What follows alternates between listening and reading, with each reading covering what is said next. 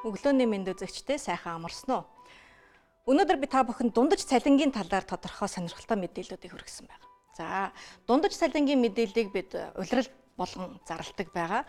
Мэдээж дундаж цалингийн мэдээтэй холбоотой маш их шүүмжлэлүүд, маш их үл ойлголцлууд үүсдэг байна. 2014 оноос хойш манай үндэсний статистикийн хороо дундаж цалингийн мэдээг гаргахдаа захиргааны мэдээлэл дээр суйрлаж гаргадаг болсон байна. За, энэ нь нийгмийн даатгалын ерөнхий газрын нийгмийн даатгалын шимтгэл төлөлтийн тайлангаас авдаг болно. Дундаж цалин гэдэгт ямар мэдээллүүд ордог вэ гэхээр гар дээр ирдэг мөнгийг илэрхийлэл ердөөсөө биш, харин үндсэн цалин, нэмэгдэл хөлс, шагнал урамшуулал, ажиллаагүй цагийн олговор, бусад ямар олгорууд байна уу? Түүний нэмэгдэл, нэрлсэн цалин буюу татвараас өмнөх дүнг хэлдэг байгаа. Жишээлбэл 90 А-гийн дундаж цалин нь 1.1 сая төгрөг гэж хэлсэн бол энэ нь нэрлсэн цалин буюу үүнээс нийгмийн даатгалын шимтгэл нь хасагдаж, хувь хүний орлогын албан татвар нь мөн хасагдаж, гарт олгогдох илэрхийлэл нь 947 мянган төгрөг гэж ойлгож болно. За, нийгмийн даатгалын ерөнхий газрын нийгмийн даатгалын шимтгэл төлөлтийн тайланд 2019 оны 1-р улиралд тэгвэл ямар мэдээлэл багтсан юм бэ? 1-р улирлын хувьд 40.6 мянган аж ахуй нэгж байгууллага албан ёсоор нийгмийн даатгалын тайланд хамрагдсан байна. Эдгээр 40.6 мянган аж ахуй нэгж байгууллагуудад 643.2 мянган ажлагчид албан ёсны хөдөлмөр эрхэлж нийгмийн даатгалын шимтгэлээ төлсөн байна. Энэ нь өмнөх оны мөн үетэй харьцуулахад аж ахуй нэгж байгууллагууд 1.8 мянгаар нэмэгдсэн. Харин ажлагчдын тоо нь өмнөх онтой харьцуулахад 41.1 мянгаар нэмэгдсэн үзүүлэлт байна. Нийт 643.2 мянган ажлагчдын 9.7% нь буюу тоогоор илэрхийлэх юм бол 62 мянган ажлагчид 320 мянган төгрөг хүртэлх нэрлсэн цалинтай байна. 13% нь буюу 83 мянган ажлагчид 320-оос 500 мянган төгрөгний 210 мянган ажлагчид буюу нийт ажлагчдын 32.6 мянган 500-аас 900 мянган төгрөгний цалин хөлстэй. 145 мянган ажлагчид буюу нийт ажлагчдын 22.5% нь 900-аас сая 300 мянган төгрөгний цалинтай. За, 35 мянган ажилтан буюу 5.5% нь 1.3 саяас 1.5 сая хүртэлх цалинтай. За, харин 1.5 сая төгрөгөөс дээш цалин хөлстэй ажлагчид нийт ажлагчдын 16.7%-ийг эзэлдэг юм байна. За, энэ нь нийт тоогоор илэрхийлэх юм бол 107 мянган ажлагчид 1.5 сая төгрөгөөс дээш цалин хөлстэй юм байна. Дундаж болон голч цалингийн хооронд ерөнхийдөө нэг ойлголцлын зөрүүнүүд байдаг. За, дундаж цалин гэдэг маань нийт цалингийн санг нэг ажилтнанд жигэнсэн дунджийг илэрхийлдэг болол медиан буюу голч цалин нь тухайн ажилтнуудын цуваанд оруулах юм бол 643 мянган ажилчдын 50% нь тал нь хичнээн төгрөгийн цалин ба түүнээс доошхыг авд юм бэ. Ингээнээр хэлэх юм бол 643 мянган ажлагчдын 321 дахь ажилтан ба түүнээс доошоо жагсаж байгаа хүмүүс нь 827 мянган төгрөгийн цалинтай юм байна гэсэн үзүүлэлтүүдийг харуулж байгаа. Аж ахуй нэгж байгууллагуудын ажлагчдын сарын дундаж цалин зөвхөн дунджийн буюу голчийг илэрхийлдэггүй, харин байгууллагын өмчийн хэлбэрээрээ ч гэсэн хоорондоо ялгагдчихэдэг байна. Тэгэхээр нийт хөдөлмөр эрхэлж байгаа аж ахуй нэгж байгууллагууд болон ажлагчид төсөвт байгууллагт 27% нь ажилтдаг юм байна. Харин ХХК-д 45.9%, хувьцаат компанид 10.9%, төрийн бус байгууллагт 3.3%, төрийн өмчит үйлдвэрийн газар нийт ажлагчдын 3.4% хөдөлмөр эрхэлж байгаа бол хоршоодод 0.2%, бусад салбаруудад хуваагдаад 9.3% нь ажил хөдөлмөр эрхэлдэг юм байна. Байгууллагын өмчийн хэлбэрээс хамаарат дундаж цалин ч гэсэн өөр байна, тийм ээ. За, тэгэхээр бидний хамгийн гол анхаарал татаад байдаг төр засгийн зүгээс дундаж цалингийн бас батлаж өгдөг нэг салбар бол мэдээж төсөвт байгууллагуудын ажлагчид буюу төрийн албан хаагчдыг хэлж байна. За, төсөвт байгууллагын ажлагчид дундаж цалин нь 914.7 мянган төгрөг байна. За, энэ нь бол дахиад хэлэхэд татвараас өмнөх дүн болоод зөвхөн үндсэн цалин биш, түүн дээрээ бас нэмэгдэл олгорууд орсон дүнг хэлж байна. Аж ахуй нэгж байгууллагын ажлагчдын сарын дундаж цалин тэгвэл эдийн засгийн үйл ажиллагааны салбарын ангиллаар нь ялгаад үзэх юм бол ямар дүр зураг харагдах вэ?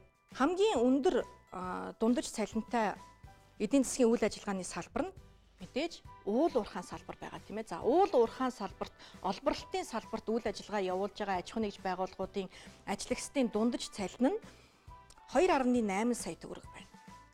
За хамгийн бага нь урлаг үзвэр тоглоом наадмын салбар буюу 739.9 мянган төгрөгийн дундаж цалинтай салбар байна. За энэ график дээр нь одоо юг харуулсан байна? Өмнөх оны мөн үетэй харьцуулахад эдгээр дундаж цалингууд нь ямар өөрчлөлтийг одоо харуулсан юм бэ? Хэрхэн нэмэгдсэн бэ гэдгийг харуулж байна. Хамгийн өндөр өсөлттэй салбар нь хүний эрүүл мэнд ба нийгмийн халамжийн үйл ажиллагаа байсан байна. Дундаж цалин нь ойролцоогоор 21.4%-аар нэмэгдсэн байна. Боловсролын салбар 22.7%.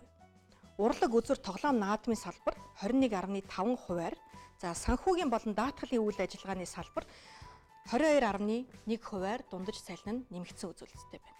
Аж ахуйн нэгж байгууллагын ажлагчдын сарын дундаж цалин, за ажлагчдын тооны бүлгээр нь бас ялгсан байна.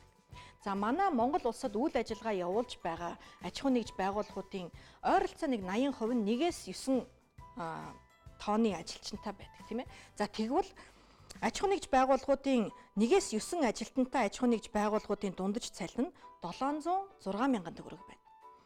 10-аас 49 ажилтнтай аж ахуйн нэгж байгууллагуудын дундаж цалин нь 893 мянга, 50-аас 99 ажилтнтай нь 999 мянга, за 100-аас 199 одоо ажилтнтай аж ахуйн нэгж байгууллагын дундаж цалин нь 1.1 сая, харин 200 ба түүнээс дээш ажилтнтай аж ахуйн нэгж байгууллагуудын дундаж цалин нь 1.7 сая төгрөгийн одоо дундаж цалин байна. Харин үүнийг улсын дунджаар нь авч үзэх юм бол эргээд 1 сая 157 мянган төгрөг байна.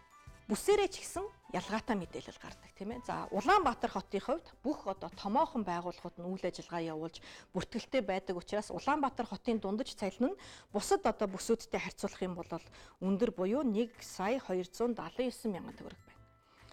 Тэгвэл баруун бүсэд хамгийн бага 784.9 мянга, зүүн бүсэд 890 мянга, төвийн бүсэд 983 мянга, за хангаан бүсэд 1 сая төгрөгийн дундаж цалинтай байгаа юм байна.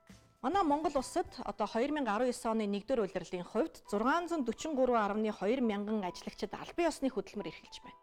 За тэгвэл эдгээр ажлагчид нь ямар салбаруудад хэрхэн яаж хуваагддаг юм бэ гэдгийг дараагийн слайдаар бэлдсэн байна. Боловсролын салбарт нийт ажлагчдын 15.4% нь хөдөлмөр эрхэлж байна. Бөөний болон жижиглэн худалдаа, машин мотоциклийн засвар үйлчилгээ 12%, төрийн удирдлага, батлан хамгаалах үйл ажиллагаа, за албан журмын нийгмийн хамгаалалт нийт ажлагчдын 11.5%, боловсруулах үйлдвэрлэл 10.6%, хүний эрүүл мэнд ба нийгмийн халамжийн үйл ажиллагаа 6.5%, барилгын салбарт 6.2%, уул уурхай олборлолтод 5.7%, харин тээвэр ба агуулгын үйл ажиллагаад нийт ажлагчдын 5.4% нь үйл ажиллагаа эрхэлж байгаа юм байна.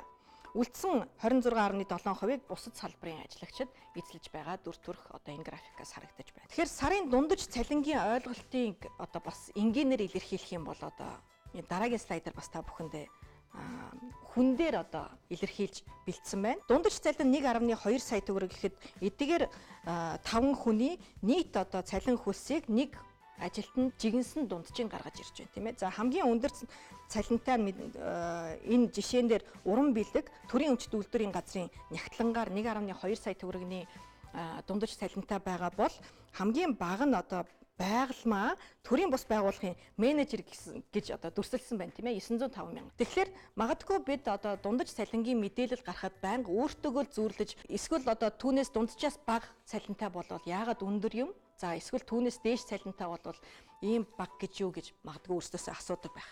Тэгэхээр дундаж цалингийн мэдээллийг илүү одоо дэлгэрэнгүй харъя гэх юм бол өөрийнхөө харьцуулалтыг надтай адилхан хичнээн хүн одоо миний надтай адил одоо цалин эрхэлж байна уу гэдгийг манай 12 цагийн маань цахим хуудасаас харж болно. Мөн та бүхэнд нэг сонирхолтой мэдээллийг бэлтгэхэд бусад улс орнуудтай манай Монгол улсын дундаж цалин хэрхэн яаж өөрчлөгддөг одоо харьцуулагдаж байгаа юм бэ гэдгийг дараагийн слайдаар бэлдсэн байна. Хөрш орнуудын сарын дундаж цалингийн харьцуулалтыг ам долларт харьцуулж одоо гаргасан.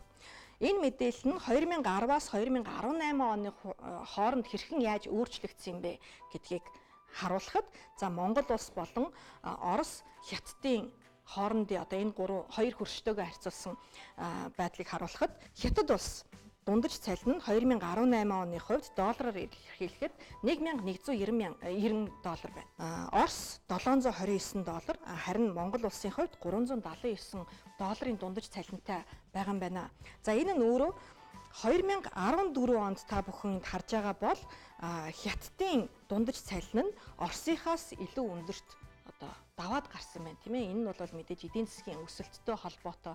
За Хятадын одоо бас бодлоготой яалтчгүй холбоотой. Манай Монгол улсын хувьд бол хоёр хөрштөөгөө харьцуулахад хамаагүй бага одоо дундаж цалинтай юм байна. Үзэгчдэд бас нэг сонирхолтой мэдээлэл хүрэхэд нийгмийн даатгалын гар утасны аппликейшн бас гарсан байгаа. Нийгмийн даатгалын тэр аппликейшнээр нь орж үзэх юм бол яг таны нэрлсэн цалинчин хэд юм. За хичнээн жил хичнээн одоо нийгмийн даатгалын шимтгэл төлсөн бэ гэдгийг өөрөө бас харах боломжтой.